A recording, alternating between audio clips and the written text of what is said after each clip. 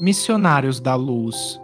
Terceiro livro da coleção, A Vida no Mundo Espiritual. Ditado pelo espírito André Luiz e psicografado pelo médium brasileiro Francisco Cândido Xavier. Capítulo 14. Proteção. No dia imediato, logo que descansei de meus quefazeres cotidianos atinentes à tarefa comum, regressei, ansioso, ao lar de Raquel. Era noite alta, encontrando ali o amigo fiel de Segismundo e os espíritos construtores, operando na intimidade afetuosa que caracteriza as reuniões das entidades superiores. Apulei-o, o chefe, recebeu-me com amabilidade. A esposa de Adelino, ao contrário da véspera, não passava bem fisicamente. Embora mantivesse o corpo em posição de repouso, estava superexcitada, inquieta. Nossa irmã Raquel, esclareceu-me o diretor, começa a sentir o esforço de adaptação. Por enquanto, e durante alguns dias permanecerá indisposta. Todavia, a ocorrência é passageira. Não conseguirá dormir? Perguntei. Mais tarde, respondeu ele, por agora, terá o sono reduzido até que se formem os folhetos blastodérmicos. É o serviço inicial do feto e não podemos dispensar a cooperação ativa. Observei, interessado, a extraordinária movimentação celular, o desenvolvimento da estrutura do novo corpo em formação e anotei o cuidado empregado pelos espíritos presentes para que o disco embrionário fosse esculturado com a exatidão devida. A engenharia orgânica, exclamou o chefe do trabalho, bem-humorado, reclama bases perfeitas. O corpo carnal é também um edifício delicado e complexo. Urge cuidar dos alicerces com serenidade e conhecimento.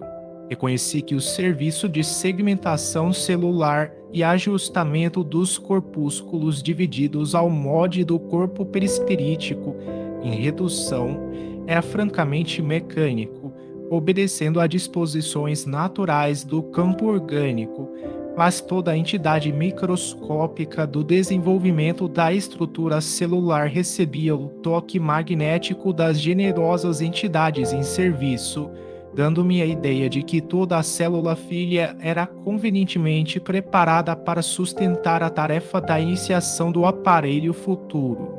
No intuito talvez de justificar o desvelo empregado, Apuleio explicou-me atencioso. Temos grandes responsabilidades na missão construtiva do mecanismo fetal.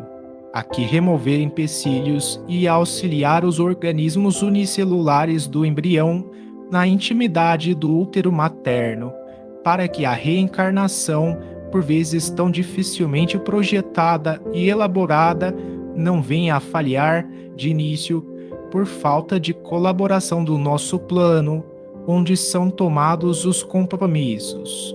Escutava-lhe a palavra experiente e sábia com muita atenção, a fim de aproveitar-lhe todo o conteúdo educativo.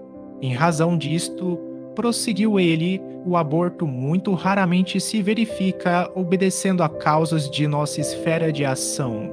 Em regra geral, origina-se do recuo inesperado dos pais terrestres diante das sagradas obrigações assumidas ou aos excessos de leviandade e inconsciência criminosa das mães, menos preparadas na responsabilidade e na compreensão para este ministério divino. Entretanto, mesmo aí, encontrando vasos maternais menos dignos, tudo fazemos por nossa vez para opor-lhes resistência aos projetos de fuga ao dever, quando essa fuga representa mero capricho da irresponsabilidade, sem qualquer base em programas edificantes. Claro, porém, que a nossa interferência no assunto, em se tratando de luta aberta contra nossos amigos reencarnados, transitoriamente esquecidos da obrigação a cumprir, tem igualmente os seus limites. Se os interessados, retrocedendo nas decisões espirituais, perseveram sistematicamente contra nós, somos compelidos a deixá-los entregues à própria sorte. Daí a razão de existirem muitos casais humanos absolutamente sem a coroa dos filhos, visto que anularam as próprias faculdades geradoras. Quando não procederam de semelhante modo no presente, sequiosos de satisfação egoística, agiram assim no passado, determinando sérias anomalias na organização psíquica que lhes é peculiar. Neste último caso, experimentam dolorosos períodos de solidão e sede afetiva, até que refaçam dignamente o patrimônio de veneração que todos nós devemos às leis de Deus. As definições do chefe dos construtores aclaravam-me o raciocínio referentemente a graves problemas da luta humana. Interessado em aprender, cooperando, busquei tomar a posição do trabalhador, procurando o serviço que me competia no campo de auxílio magnético às organizações celulares. Mais tarde, porém, antes de me retirar, aproximei-me do diretor a fim de recolher algumas informações. Impressionavam-me certas minudências do trabalho que se levara a efeito na noite anterior. Por que processo conseguira localizar-se a ligação inicial de Segismundo ao futuro corpo, nos órgãos geradores de Raquel, e o problema do elemento masculino mais apto? Em todos os casos de fecundação, amigos da condição de um Alexandre deveriam funcionar no serviço de escolha? Apuleio ouviu-me com a benevolência que caracteriza as entidades elevadas, informou. Passividade não significa ausência de cooperação. Quando Raquel aceitou a tarefa maternal, fê-lo com decisão e obediência construtiva. Ela recebeu Segismundo em seu organismo perispiritual e, mobilizando os poderes naturais de sua mente, situou-o modo vivo na esfera uterina, com a mesma espontaneidade de outros processos orgânicos, superintendidos pela atividade mecânica subconsciente, cujo automatismo traduz a conquista de experiências multimilenárias da alma reencarnada. Para os círculos da mulher é tão fácil a ambientação das forças criativas, como é natural para o homem a manutenção da atitude patriarcal e protetora, enquanto perdura a existência dos laços paternais.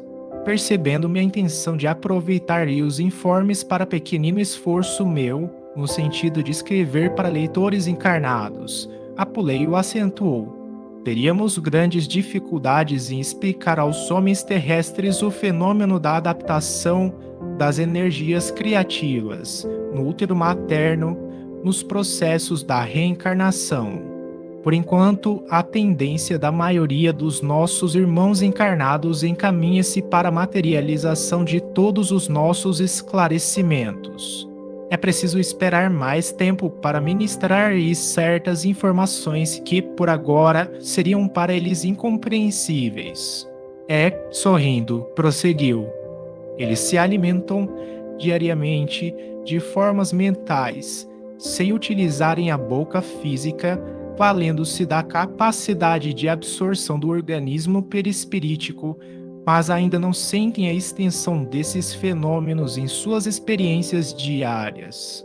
No lar, na via pública, no trabalho, nas diversões, cada criatura recebe o alimento mental que é trazido por aqueles com quem convive, temperado com o magnetismo pessoal de cada um. Dessa alimentação dependem, na maioria das vezes, mormente para a imensa percentagem de encarnados que ainda não alcançaram o domínio das próprias emoções, os estados íntimos de felicidade, o desgosto, de prazer, o sofrimento. Segundo você pode observar, também o homem absorve matéria mental em todas as horas do dia, ambientando-a dentro de si mesmo nos círculos mais íntimos da própria estrutura fisiológica. O chefe dos construtores fixou-me, bem-humorado, a expressão de surpresa ao ir receber elucidações tão simples em assunto tão complexo e acrescentou: em sua experiência última na crosta, quando envergava os fluidos carnais, nunca sentiu perturbação do fígado depois de um atrito verbal, jamais experimentou desequilíbrio momentâneo do coração, recebendo uma notícia angustiosa? Porque a desarmonia orgânica, se a hora em curso era, muitas vezes, de satisfação e felicidade, é que, em tais momentos, o homem recebe certa quantidade de força mental em seu campo de pensamento, como o fio recebe a carga de eletricidade positiva. O ponto de recepção está efetivamente no cérebro, mas se a criatura não está identificada com a lei de domínio emotivo, que manda selecionar as emissões que chegam até nós, ambientará a força perturbadora dentro de si mesma na intimidade das células orgânicas, com grande prejuízo para as zonas vulneráveis. Apuleio, com muita serenidade, fez ligeiro intervalo e considerou: se é muito difícil explicar aos homens encarnados fatos rotineiros como esses a que nos referimos, repetidos com eles dezenas de vezes, durante cada dia de luta carnal, como informá-los, com exatidão e minúcias, quanto à ambientação do modo vivo para a edificação fetal na intimidade uterina? Precisamos esperar pelo concurso do tempo para conjugar as nossas experiências. Animado com as elucidações recebidas, observei: tem razão. Ainda hoje, embora a minha condição de desencarnado, não me sinto à altura de receber determinadas notícias, sem alterações do meu campo emocional.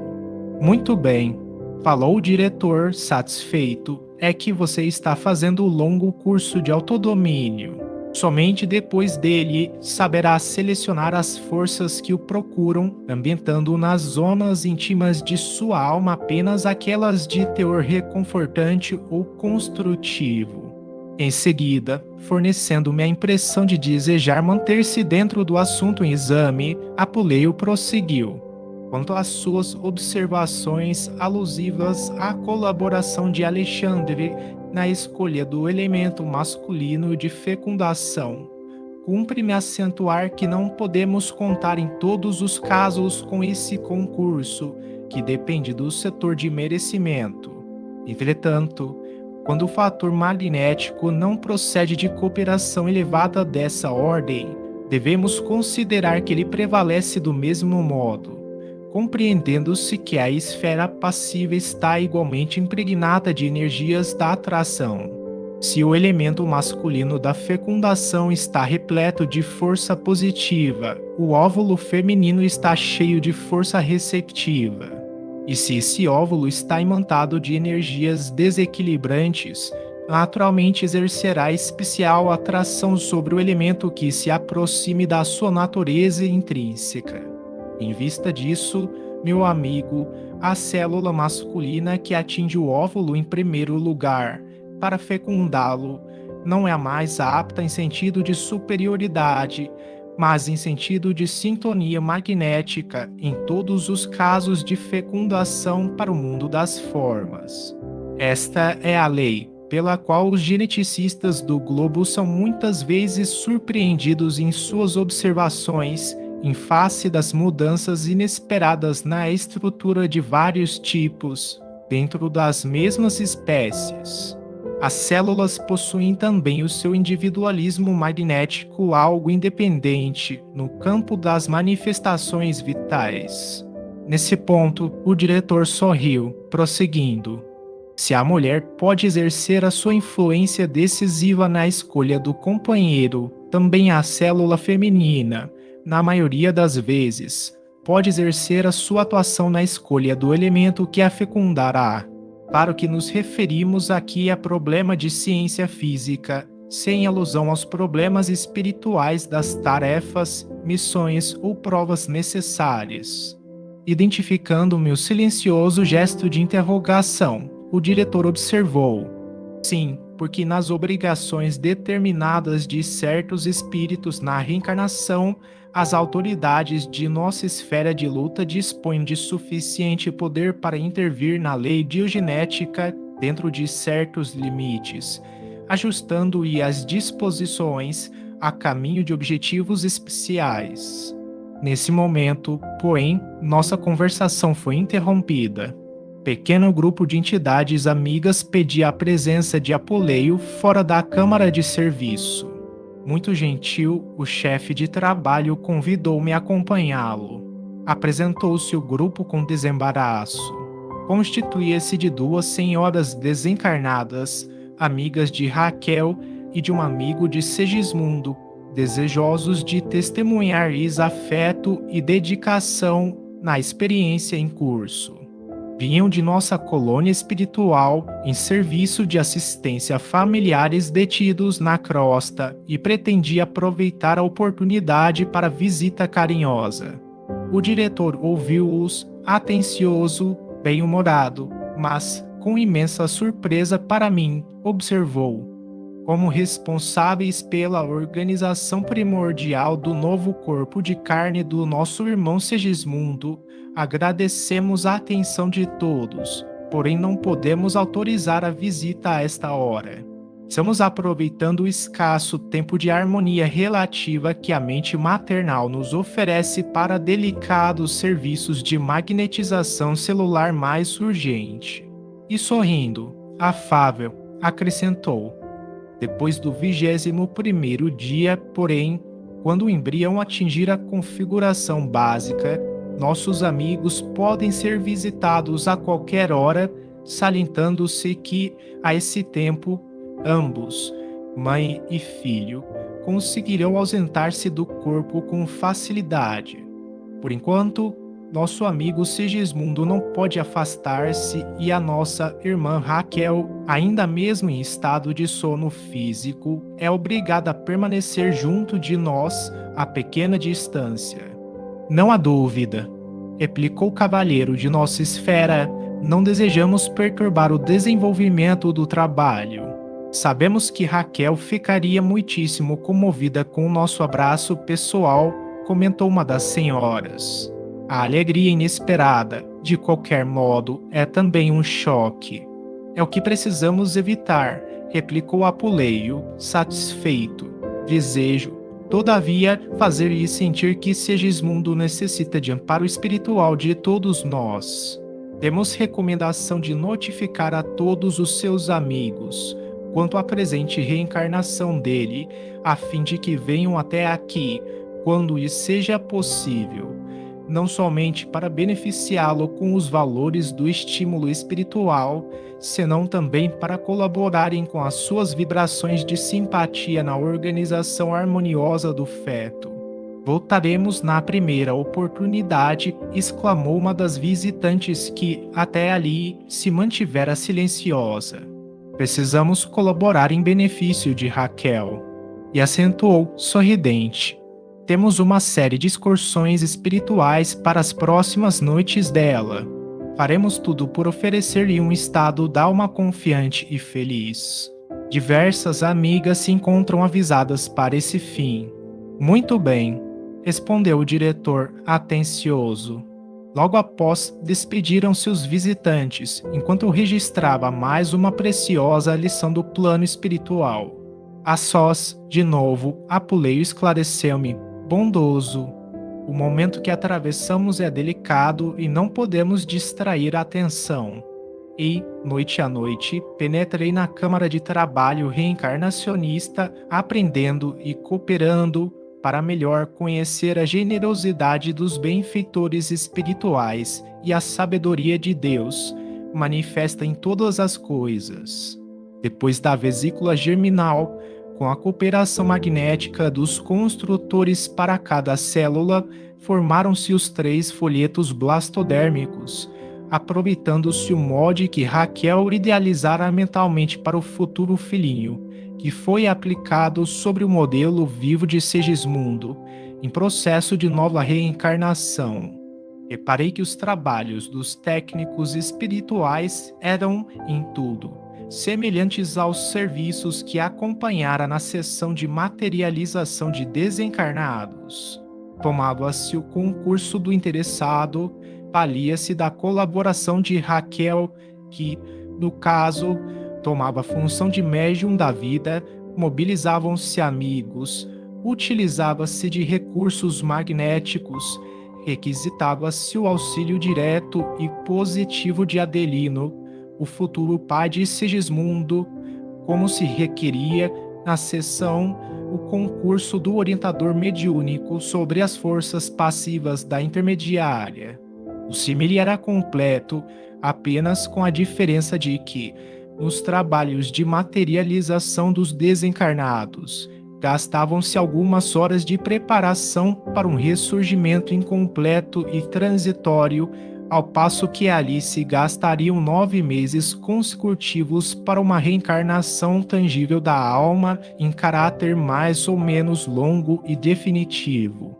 Com o transcurso dos dias, formava-se o novo corpo de Segismundo, célula a célula, dentro de um plano simples e inteligente. Prosseguindo nas observações metódicas, verifiquei que o folheto blastodérmico inferior, obedecendo às disposições do mode vivo, enrolava-se, apresentando os primórdios do tubo intestinal, ao passo que o folheto superior tomava o mesmo impulso de enrolamento, formando os tubos epidérmico e nervoso.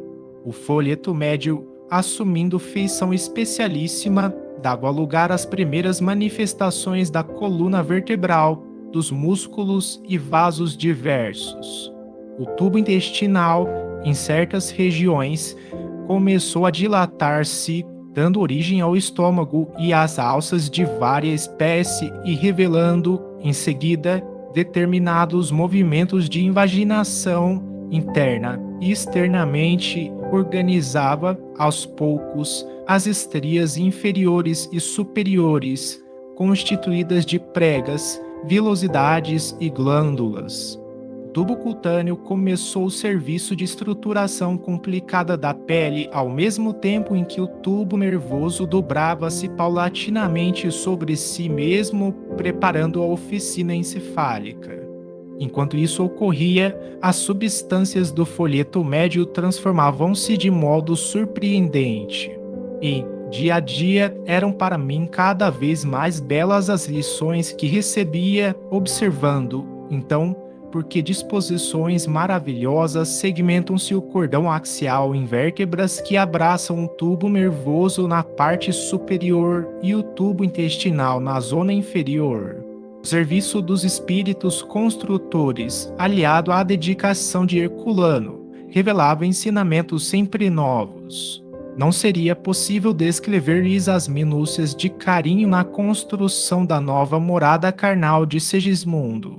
Trabalhavam com zelo inexcedível, desenvolvendo vasto sistema de garantia das organizações celulares. Por vezes, nos pródromos da formação dos órgãos mais importantes, detinham-se em oração, suplicando as bênçãos de Jesus para a tarefa iniciada, e observei que, sempre que isso acontecia, brilhantes luzes, procedentes do alto, derramavam-se através da câmara, incentivando-lhes a ação. O trabalho assumia características de verdadeira revelação divina. Para fixá-lo em particularidades, seria preciso esquecer a finalidade doutrinária de nossas singelas observações, exalando para o campo da técnica, propriamente dita, esforço descritivo esse que tem sido objeto de longas considerações dos tratadistas do assunto e que devem servir ao investigador de puras informações de ordem material dos setores da inteligência. A primeira célula da fecundação estava transformada num verdadeiro mundo de organização ativa e sábia. O embrião revelava-se notavelmente desenvolvido. Na parte anterior, o tubo intestinal dava origem ao esôfago, enquanto que o intestino, com as suas disposições complexas, situava-se na região posterior. Internamente, fizera-se nele perfeito serviço de pregueamento, salientando-se que, na zona interior, se formavam pregas e vilosidades, e, na parte exterior, se organizavam saliências que, por sua vez, pouco a pouco se convertiam em glândulas diversas.